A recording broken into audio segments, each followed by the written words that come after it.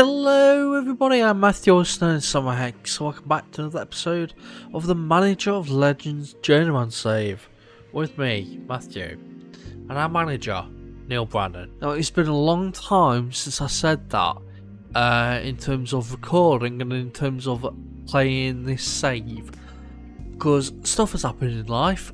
That is the reason I was unable to have any videos.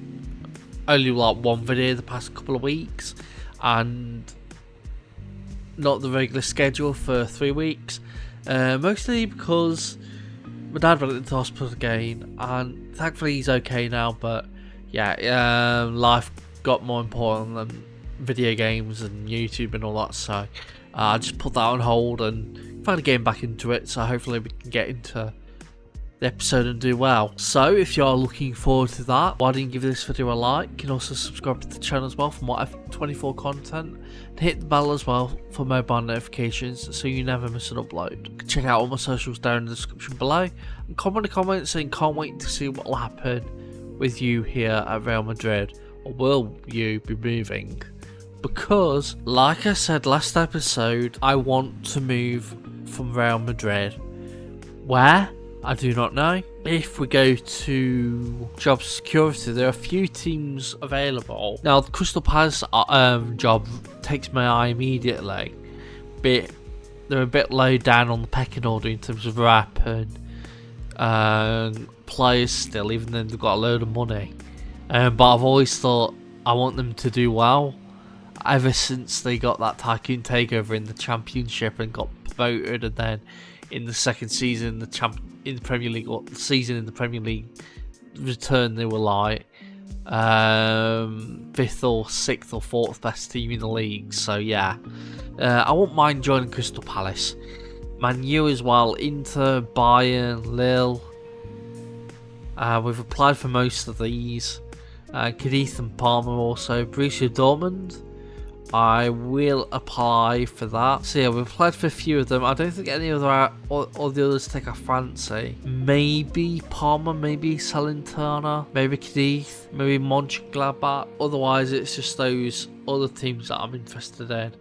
So we'll see if we get a job interview from any of them. But we have the season review to look at. So we of course won La Liga and the Supercopa de España. In terms of the signings, only 2 people joined, and that's why I kind of wanted to leave. That's why I kind of wanted to leave Real Madrid in the end. A load of people left. Arne Tennis was sold. David Almeida was sold. Rooney Bargi was sold. Ruben was sold. Javier was sold. Juan Manuel was sold. Romain Mercier was sold. Just a load of good players were sold that I didn't want being sold. But we still were successful nonetheless, winning La Liga by a point in the end. In Club World Cup, we got that to come against. We're playing Man U, Hikari United, and Club Atletico Boca Juniors. UEFA Champions League got to the final, but finished runners up against Barcelona, unfortunately. Copa del Rey, we unfortunately were knocked out in the 5th round, but we were struggling with the 2 teams before then. They were like lower league sides, so it's kind of expected that we would lose to Osasuna when we were so bad in that competition this year. And Supercopa de España, we of course won it. Moments to remember was the biggest win was the 7-0 win for Real Madrid against Eibar. Match to remember was the 4-0 win against Sevilla, and the goal of the season was Bellingham's 40th minute goal against Cadiz in a 7-1 victory there. We stayed 5-star rep. Sponsorship's gone down by half, not half, about 40 million. I've read that as 66 at one point. Broadcast funding's gone down by 8. Corporate hospitality's gone down by about 2. Competition prize money's gone up by just a tiny little bit. And matchday commercial income and all that has gone down. Total merchandise sales 101 million, with 42.75 million or 7.3 million coming in from non-domestic sales. 1.5 million shirts were sold, with Endrick, Bellingham, Musi, Velasco and Luis Herme being the most sold shirts.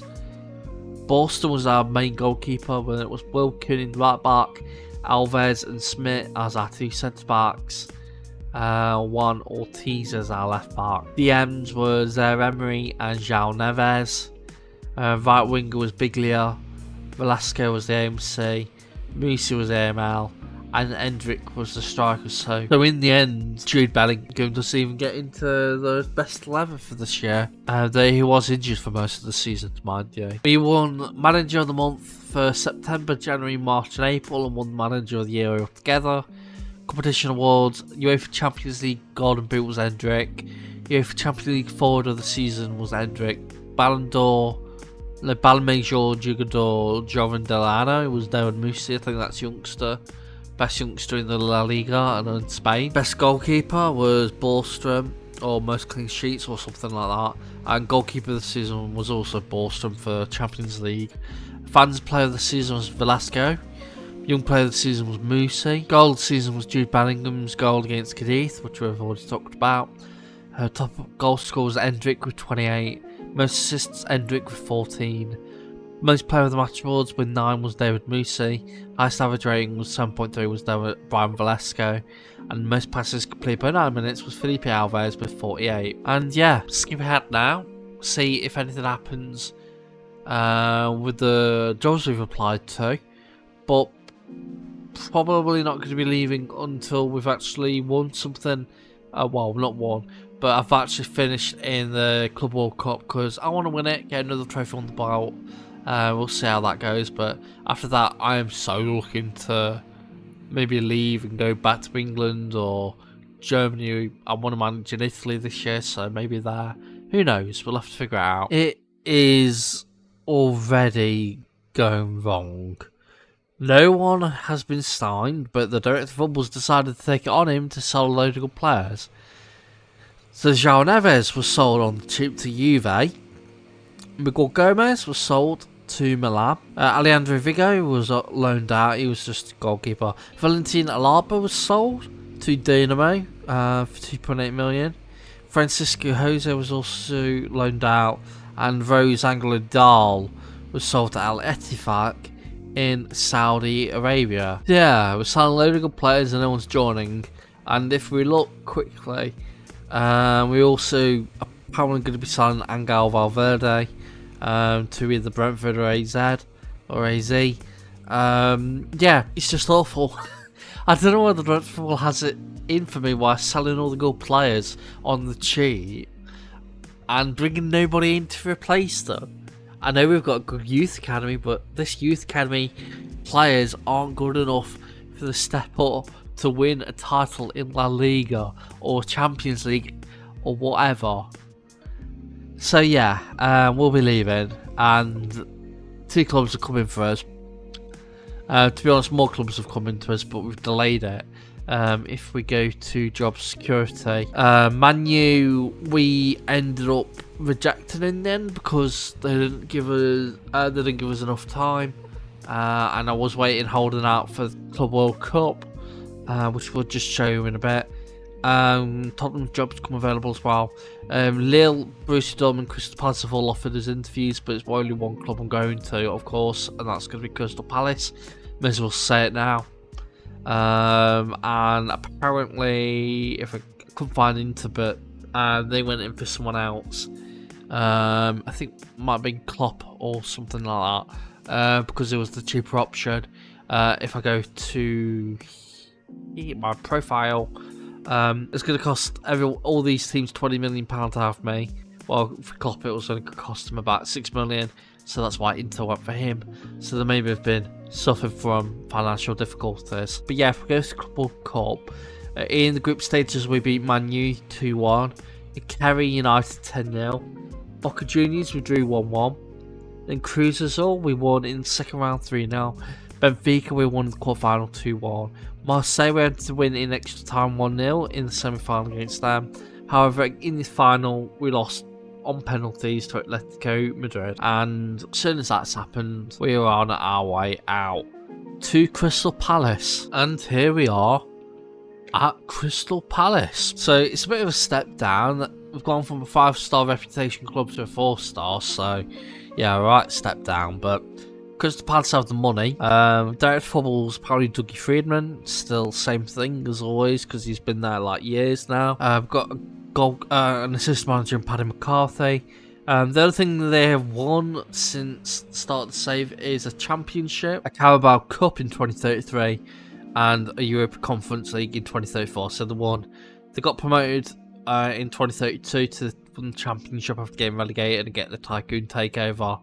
They then ended up winning the Carabao Cup, and then the next year ended up winning the Conference League. So yeah, best player is probably this guy, Brian Gregory, or Gregoire.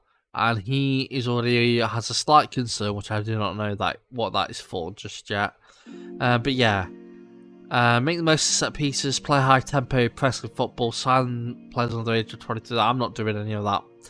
Knock off high tempo set pieces. All that I'm not really bothered about because that's not me. They want to develop the best youth system in the country, qualify for the Europa League, and reach the last stages of the FA Cup and EFL Cup.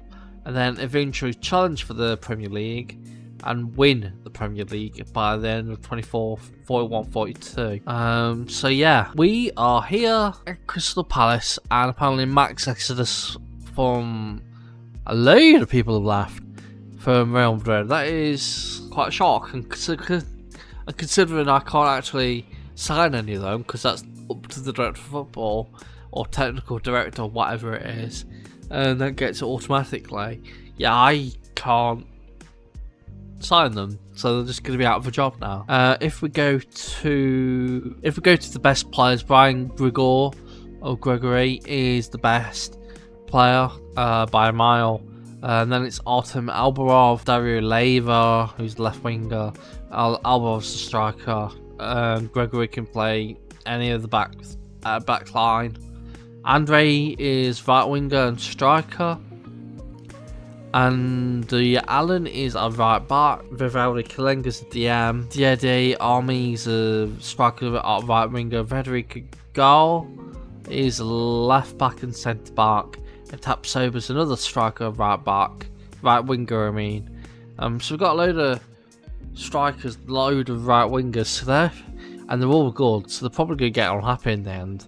Because it's not like it can change the expectations for the game time, which is unfortunate. So yeah, we'll have to figure that out. But yeah, I'm gonna skip ahead and yeah, see what happens. The transfers have happened. If I just quickly go and show you the club, the people that have left at the start of this transfer window. We've only let 2 people go on freeze to Bogdan Regis and Lincoln, and then people we've sold. This guy was before the start of my tenure here. So Aldrich Dostal was sold to Monaco.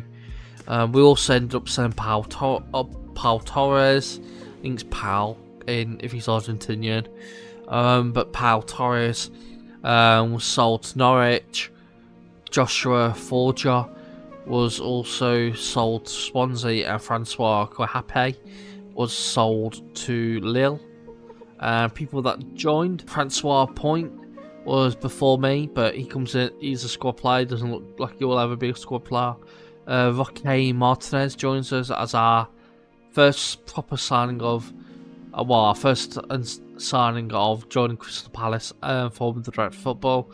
Roque Martinez, he's an Argentinian 28-year-old, 4-star current ability, 4-star potential DM.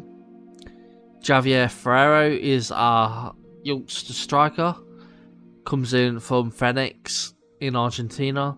And Davar Fumic joins us as a £9 million, £12 million, rising to 12, signing from Dinamo. He is a midfielder and AMC. So hopefully these players will be good. But yeah, it's a bit of a mess at Crystal Palace. If I go to registration, I can only register 23 players because we haven't got enough England trained players at the club. All the rest cannot be registered, though there are some under 21s, but all the 22, 23, 24 year olds can't be registered, and even then we can't even get a full 25-man squad because we haven't got enough English trained talent. And I don't know what mess the Direct Football's been doing, Dougie Freeman's been doing previously at Crystal Palace. I don't know if it's him or if it's been the managers at the club previously, but yeah, this is quite a mess. But we played our first game of the season, so all of pre-season we were undefeated. We won every single game. Nantes was the game that wasn't played by me. That was while I was still managing Real Madrid. I think I joined that day, but I didn't play that match, so I joined like at night time, and that was played during the day. So yeah, but we were having some heavy wins against teams, and then Norwich we won 5-2 in the Premier League at the first game of the season. And yeah, now we'll skip ahead, hopefully to the end of the transfer window, and see what happens in the transfers. So quickly to go to results. The next 4 games were a draw against Wolves, a win against Brentford in the FA Cup second round, a win against West Ham in the Premier League, and a win against my beloved Derby County in the third round of the FA Cup. In terms of transfers, we have loaned out a load of players. No one has gone permanently though, that is a good thing. And actually, the Dreadful has been rejected a load of transfers out. Permanent signing, permanent sales, that's always good. Other people that are joined, we've got Nelson Willems, who comes in as a youngster, he'll probably never be good enough. But yeah, Andrea Vega joins us as our main choice goalkeeper, even though we've already got one good goalkeeper. And funny enough, we were going in for while we had Andrea Vega, who couldn't really be registered, to be fair. We've had to deregister someone else who was probably more deserving. Now we've got like 5 goalkeepers in the registered slots, because like 2 of them are homegrown. So we could have just stuck with them, but no. When halfway through signing him, Direct Football Dougie Freeman decided, you know what, I'm going to sign another goalkeeper while I'm at it. And thankfully that was cancelled, so that was lucky there. But I could have had 3 really good goalkeepers, and none of them could really be afforded to be registered.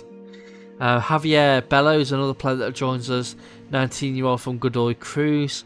He is a centre-back, right-back, and Hermanis van der Broek joins us as our centre-back, DM, right-back. Can also possibly be trained as right winger, right wing back. But yeah, he comes with 24.5 million, rising to 30.5.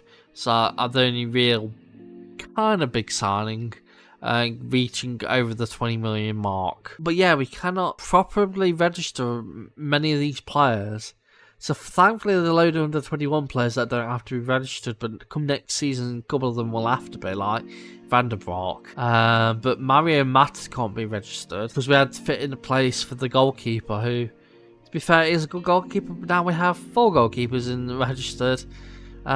We didn't really need this 4th goalkeeper. We could have just dealt with Mičić and then Lashley and Phillips being the backups. But yeah, so Mario Mata's unhappy, and he's already unhappy. Mario Mata is already unhappy now because of being left out of that Premier League squad. We've also got a few more players unhappy, unfortunately. Brian Gregory wants to leave to play in the UEFA Champions League, and we've also apparently extended the contract. So yeah, that is double unhappiness for him. Adam Armour Smaki wants to leave to join PSV. Babatunde wants to play in the Champions League, so he's unhappy as well. And then there's of course Mata. And then Zamagna wants to leave to Coventry to help further his development, which apparently Direct Football rejected, even though it was like a player role and quite a good fee. So yeah, I don't understand any of that, but okay. But yeah, that is the end for this episode. So if you are excited for this new journey with Crystal Palace, give the video a like. All these likes coming my way do help the channel out immensely. And yeah, I'll thank you right here now for liking the video. You can also subscribe to the channel if you are someone who hasn't already, and whether you're a returning viewer who's already subscribed or someone who's just subscribed, hit the bell for mobile notifications so you never miss an FM24 upload. You'll always be notified for when I upload, and hopefully these contents I make are quite good and you'll enjoy them, so make sure you hit that bell so you will never miss one. Of course, so check out my socials down in the description below, such as Patreon, Twitch, Twitter, and Discord. And yeah, comment saying can't wait to see how you're going to do at Crystal Palace. Yeah, I've been Matthew, also known as SamuraiHex, and I'll see you all next time. Hex signing out. Bye everybody.